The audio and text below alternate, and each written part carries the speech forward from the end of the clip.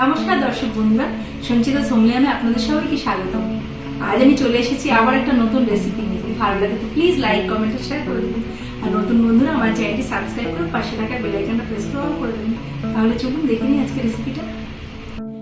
নীল ষষ্ঠীর উপোস করার পর আমরা সাবু মাখাটা সবাই প্রায় খেয়ে থাকি। তো চলুন রেসিপিটা দেখে নিই। আমি 1 কাপ মোটা দানা সাবু নিয়েছি।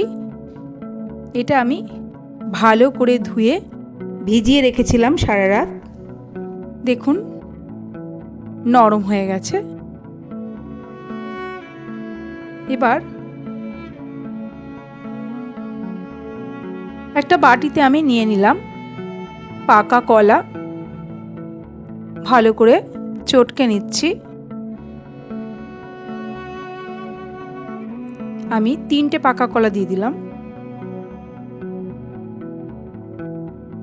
এবার এতে আমি দিয়ে দিচ্ছি 5-6টা বাতাসা। আমি গুড়ের বাতাসা ব্যবহার করেছি। ভালো করে গুঁড়ো করে আমি মিশিয়ে নিচ্ছি। এবার আমি 4টে সন্দেশ দিয়ে দিচ্ছি। সন্দেশ গুঁড়ো করে আমি দিয়ে দিলাম। ভালো করে মিশিয়ে নিচ্ছি। এবার আমি সাবুতে দিয়ে দিলাম মিশ্রণটা।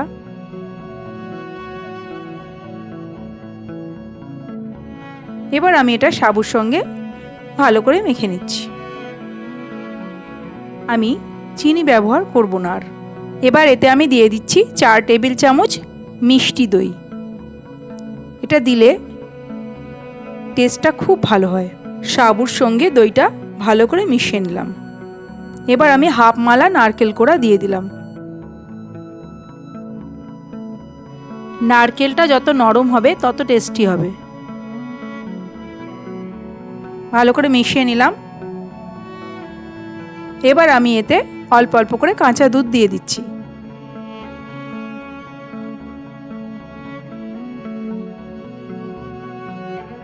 আমি এখানে হাফ কাপ মতো কাঁচা দুধ দিয়ে দিলাম। আমি একটু মাখাটা ঘন ঘনই রাখবো। এবার আমি এতে দিয়ে দিচ্ছি কিছু আঙুর।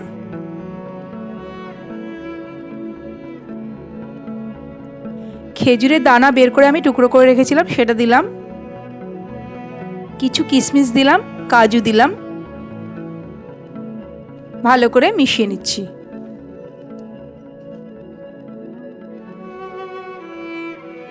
মাখা হয়ে গেছে। এবার আমি উপরে দিয়ে দিলাম পাকা কলার টুকরো, নারকেল কোড়া, কাজু, কিশমিশ, চেরি, আমসত্ত্বর টুকরো আর কিছু আঙুর টুকরো করে রেখেছিলাম, সেটা দিয়ে দিলাম। দেখতেও ভালো লাগবে আর খেতে তো ভালো লাগবেই। তৈরি হয়ে গেছে আমার সাবু মাখা। আপনারা এটা নীল পুজোর দিন বানিয়ে খাবেন। ভালো লাগলে প্লিজ লাইক, কমেন্ট আর শেয়ার করে দেবেন। তাহলে আজ আসি, আমি আবার হাজির হয়ে যাব আর একটি সুস্বাদু রেসিপি নিয়ে। ভালো থাকবেন। অনেক ধন্যবাদ পুরো ভিডিওটা দেখার জন্য। নমস্কার।